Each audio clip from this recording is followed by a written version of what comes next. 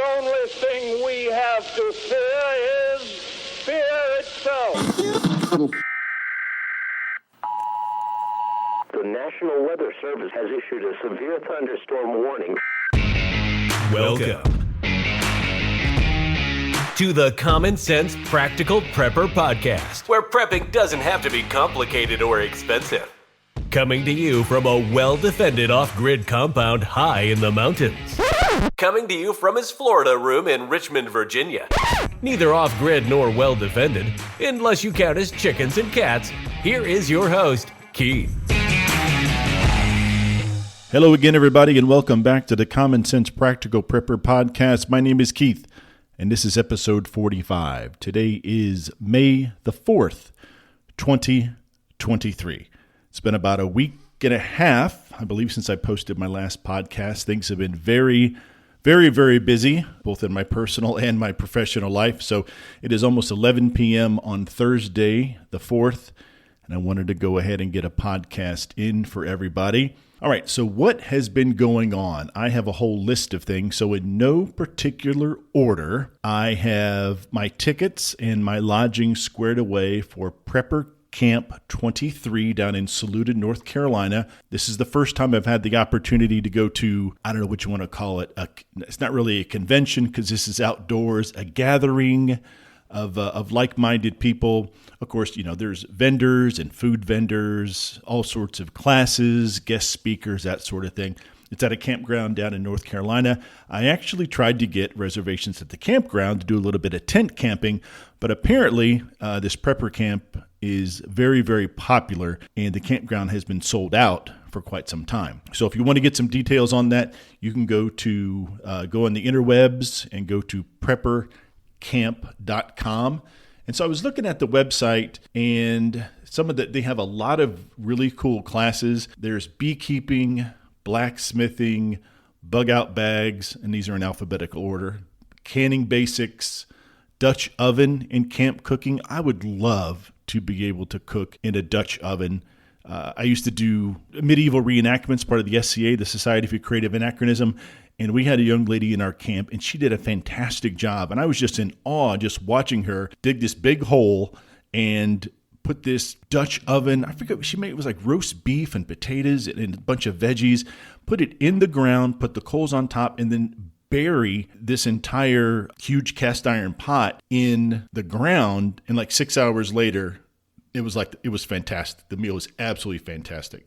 What else we have? Small engine service and repair, fire starting. Folks, if you ever go camping with me, don't ask me to start a fire, because if it's up to me to start a fire, we're going to be cold and we're going to be wet when it gets dark. For some reason, I don't know why, I'm not very efficient at starting a fire. Food storage, foraging for wild mushrooms, don't go with me to do that either. I'd be the guy to pick the poison mushrooms. Freeze drying for survival, definitely want to go to that class.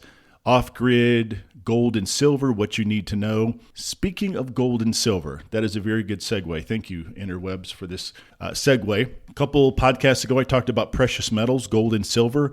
Gold today apparently hit an all-time high.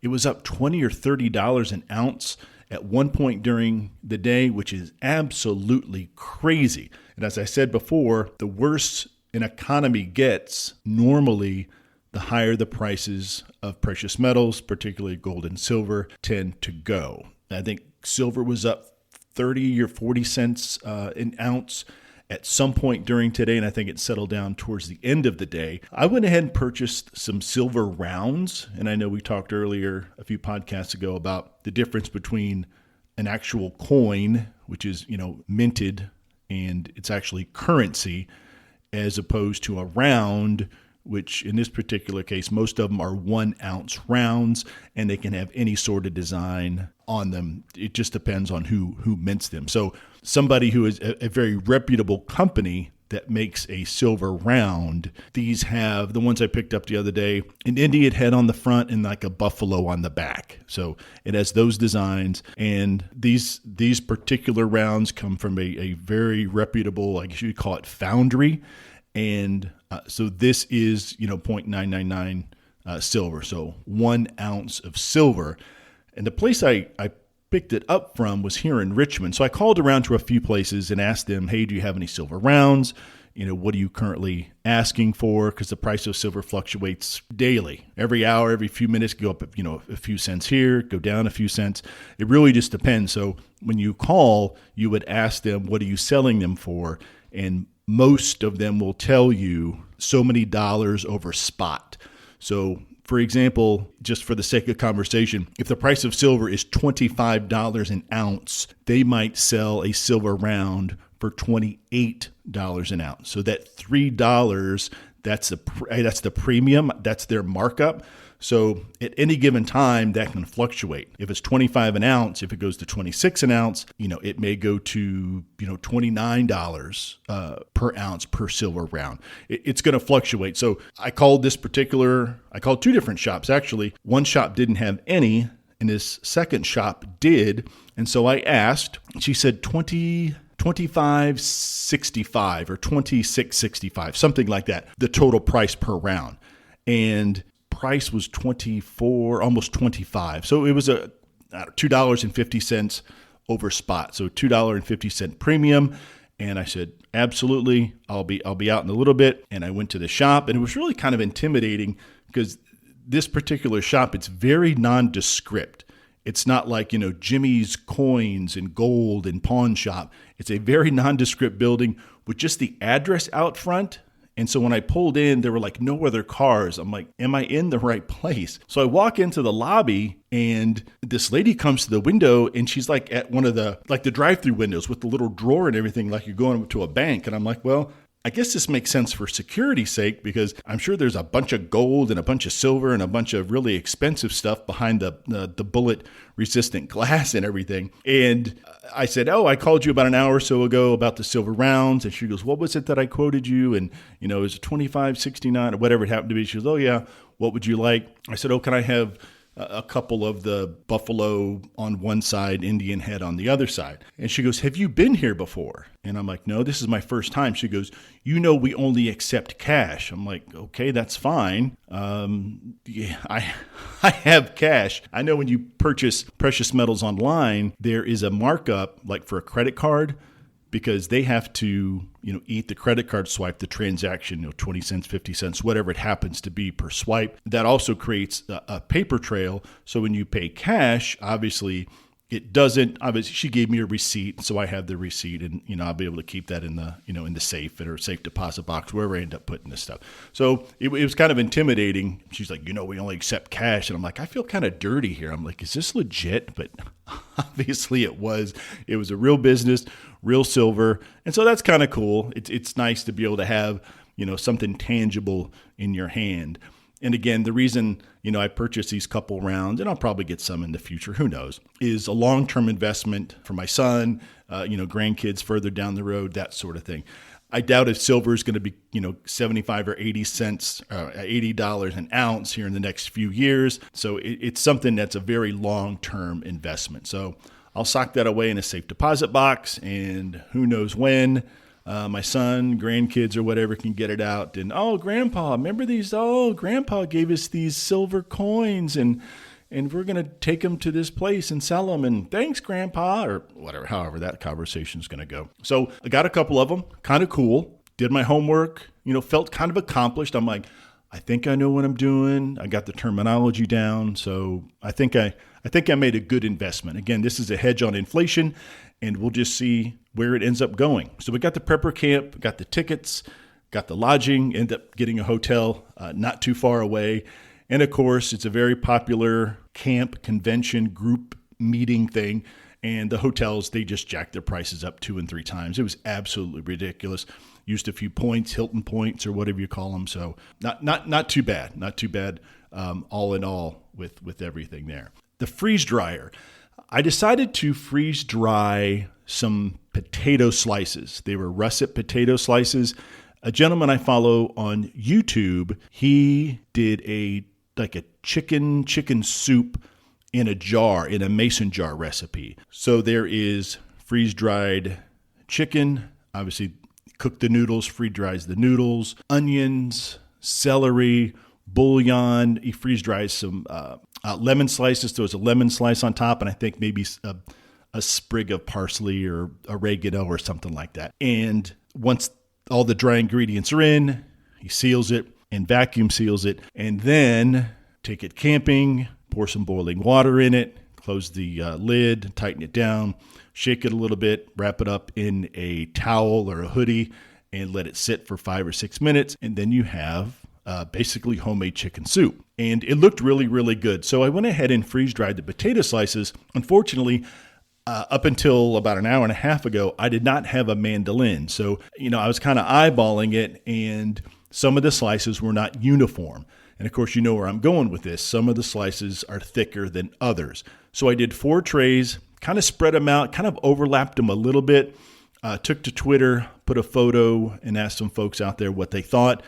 Some people said it's going to be great. Some were like, not so much. An idea that somebody commented was they took toothpicks. They did overlap, but they put like a toothpick between them, which allowed, the air to travel and the heat to travel, which made a lot of sense. So when it was all said and done, the first 3 trays, tray 1, 2, and 3 from top to bottom, fantastic. I got down to the bottom tray, and I'm not sure why the freeze dryer does this. Sometimes when it ends a cycle, the product is really, really warm. Sometimes it's, kind of mid-temperature, and then sometimes it's really, really cold. When that stuff comes out cold and I take it out into the room, I'm afraid of condensation immediately, especially on the tray, depending on the humidity in the room where I have the freeze dryer. But anyway, I went ahead and checked several potatoes on each tray. The 1, 2, 3 tray was great. Got down to the 4th, got to the middle, and I realized there were several potato slices in the middle that were actually, the very center of the slice was frozen. Now, and these weren't very thick slices. So there was probably about 10 or 12 slices that I went ahead and tossed, and the ones on either side of it were fine. They just crumbled into my hand. So I threw the ones in the middle, threw those in the trash, and went ahead and vacuum sealed the others. And now I have the chicken. I need to do the noodles. And sometime this weekend, I'll do like 2 trays of celery, 2 trays of carrots, whatever it happens to be. And then a few days later, I'll stick them all together, vacuum seal the soup in a mason jar, and I'll give it a couple weeks, and I'll actually try one and see how it works out. But it looked really, really, really tasty. Oh, my garden. So let's see. I think the garden is completely in the ground. I do have a little bit of room left. I really underestimated how much room I actually have in the garden. Of course, I can look at all the raised beds, and I'll put this here, I'll put that there. But I started putting everything in the ground, and I realized I had a lot more space than I really thought, even spacing the plants out, recommended on the back of the seed pack and that sort of thing. So I'll have more cucumbers than I'll ever eat. And I like cucumbers, and I eat a lot of cucumbers. But so for me to say I'll have more cucumbers than I'll be able to eat is saying a lot. Peppers. Hot peppers, sweet peppers, yellow peppers, jalapenos. I've got red bell peppers, yellow, blue, plaid. I've got all sorts of different colors and flavors of bell peppers, melons, cantaloupe, muskmelon. Is it mushmelon or musk or mush? Anyway, there's melons, zucchinis, and some tomatoes. Not as many tomatoes as I have planted in the last few years, but still some tomatoes. Now, over in my 5-gallon buckets, I have 3 5-gallon buckets of potatoes, and those are going like gangbusters. There's just these flowery leaves going all over the place, and so down there, somewhere in that 5-gallon bucket, there's potatoes growing, and I have to look online and figure out when I can harvest the potatoes. So I'm not sure if it's a time thing, if there's buds or flowers or whatever on top of these leafy things. I'll have to figure that out. But I'm really, really kind of curious to see how those turned out, because I'm actually growing potatoes in the 5-gallon bucket. The beans, 3 buckets of beans, and I've got some lettuce that I put in there. 2 of them are doing very well now. They're starting to climb. The 3rd bucket just didn't produce.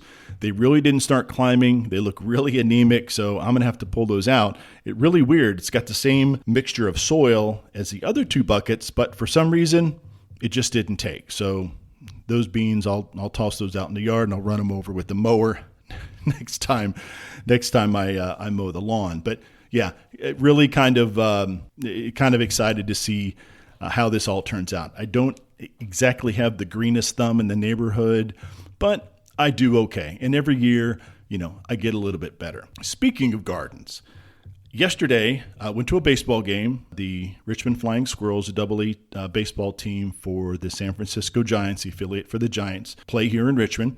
Got season tickets, went to a game, and had a really crappy day at work.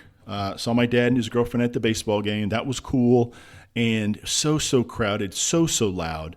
So I left a little bit early and came home, and I realized I had not put an entire flat of cucumbers in the ground. And now I purchased these on Saturday, I believe. So they've been sitting in their little flat, and I'm worried, the little plastic thingy. So now I'm worried about them getting root bound. So at, 9:45, 10 o'clock at night, grabbed one of my battery powered lanterns and went out to the garden with Mr. Rogers. That's a whole different story. He has no sense of decorum, and he started rolling in the dirt, rolling in the potting soil, rolling over the tomato plants. He just doesn't get it. He just thinks, oh, it's nice, cool dirt. Look at me, covered in dirt and potting soil. And it was it's weird. You hear people, you just get down on your knees and you just, you dig your hands into the dirt and it's all refreshing. And I'll admit, I thought that sounded kind of silly, but unbeknownst to me, as I'm digging into this dirt, it really was a de-stressor, I guess you could say. It was funny because I'm like, this is kind of neat. This is very calming. The soil was very cool on my hands. I sound like a total clown, I know. But I was like, wherever I heard this before, this kind of makes sense. Now, I didn't get down there and take off my shirt and start rolling around in the potting soil and the dirt like Mr. Rogers. Maybe he's onto something. Maybe that's why the cat rolls around in the dirt. He's like, look at me. This is nice and calming. You should do it too. And I'm like, well, no, I'll just put my hands in the dirt and we're just going to call it even. But in all seriousness, it kind of hit me. I'm thinking, this is kind of cool. This is kind of de-stressing. Here I am sitting almost in the dark, planting cucumbers at 9:45, 10 o'clock at night. And I'm like, this is all right. This is cool. Got the cucumbers in, got Mr. Rogers cleaned off, went ahead and closed the gate to the garden, because if I don't, he's going to use the garden, the raised beds, as his little, relaxation place. And, he's going to pee and poop and all that all over the plants. I don't mind the poop as much, but I'm sure the urine would not do very well. Who knows? It wouldn't be quite the type of fertilizer that I would want, even though a lot of the stuff I mix in with the soil and the potting soil is chicken poop and straw from their run and from their chicken coop itself. Have it in a big 55-gallon barrel that I rotate every so often. So it's kind of a fertilizer mix. I don't get too deep in the weeds and, how much nitrogen and the actual chemical composition of the particular this particular set of fertilizer. I just throw it in a barrel. I roll it over once or twice every couple weeks, and I just go ahead and call it a day. So looking forward to the garden and to see how that turns out. Okay, the chickens are doing very well. Thank you all for asking. So still got the 6. I talked about the other 2. I got about a week and a half ago, did not turn out well at all. So back to the original 6. Everybody is nice and healthy. Apparently no nasty feral farm chicken diseases were passed from the visiting chickens to the home chickens.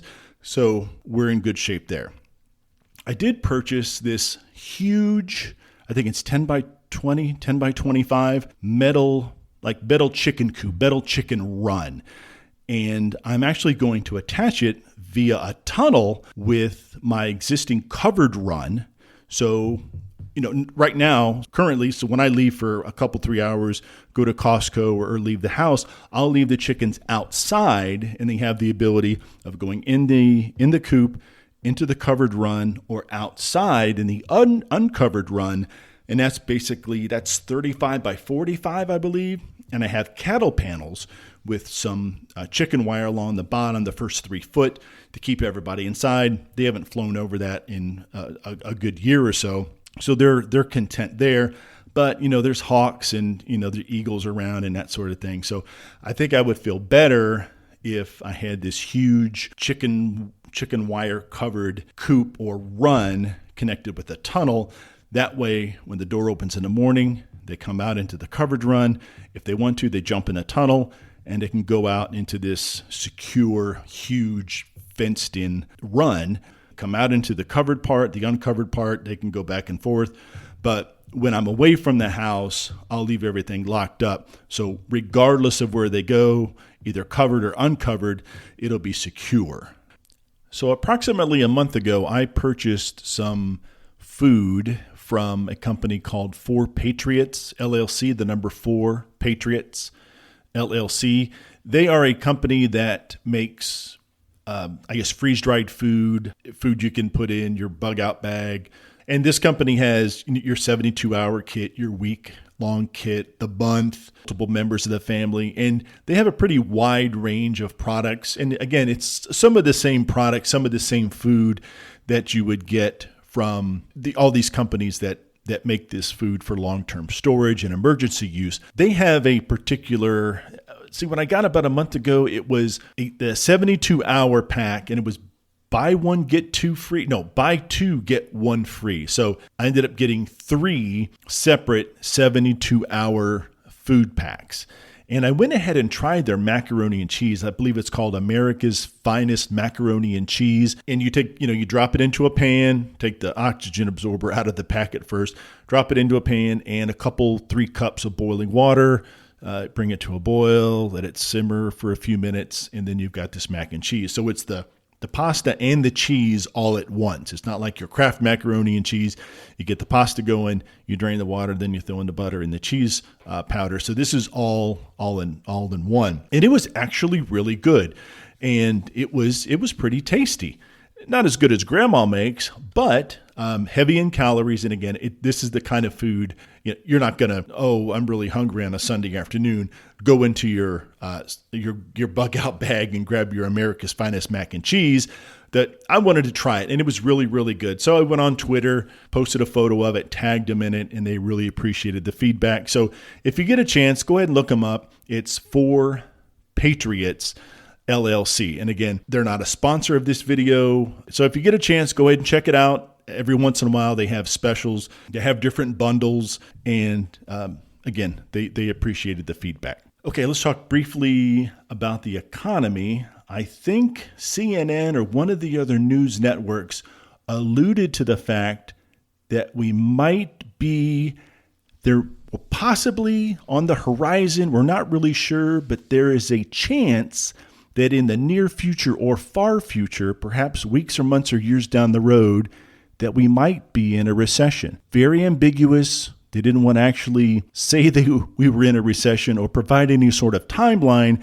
And again, not to beat a dead horse, but to beat a dead horse, we all know we've been in a recession for several months. And how do we know that? Because we're paying more at the gas pumps. We're paying more at the grocery store. Again, I'm not an economic advisor. As I always say, I'm a guy with 2 ears and 2 eyeballs, and I can look at my bank account and see that I'm paying more for gas and ice cream and apples. I'm not sure why I said ice cream and apples. Food. I'm paying more for food now than I was 6 months ago, and much more than it was 12 months ago, and then even more than 18 months ago. So we're in a recession. It's not going to get any better.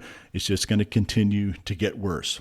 Price of gas jumped up about 20 cents about a week and a half ago. Then it dropped down again. It's really weird that the price of gas is fluctuating the way it is. So coming up over the weekend, I'll be heading to a couple more baseball games. Like I said, I'm going to drag the freeze dryer out, get my new mandolin out. And somebody on Twitter said, have fun with your mandolin and say goodbye to your fingertips. And that's really very unsettling. I can't imagine that would feel very good as you start slicing your potatoes, tomatoes, and carrots, and you end up a fingertip in your basket of carrot slices. That's just really disconcerting for me. Mine has like a handle, this little like spiky thing you put on the potato.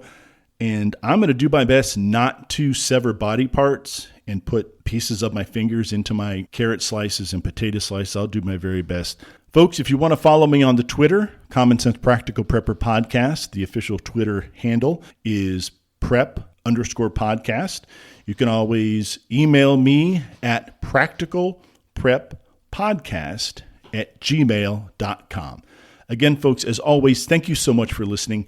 Thank you for taking what's going to end up being 26 or 27 minutes out of your busy day and just listening to me ramble, just pulling stuff out of my butt and talking about the things that interest me as far as prepping and long-term food storage. So again, folks, especially the craziness that's going on in the world, the lawlessness at the border, the lawlessness in our major cities, groups of criminals running the streets, looting, beating up people for no reason, putting it on social media. If we're not going to hell in a handbasket, I am not sure what the definition of going to hell in a handbasket is. However, there is a light at the end of the tunnel. At least for me, in a couple weeks, I am going on a very well-deserved vacation.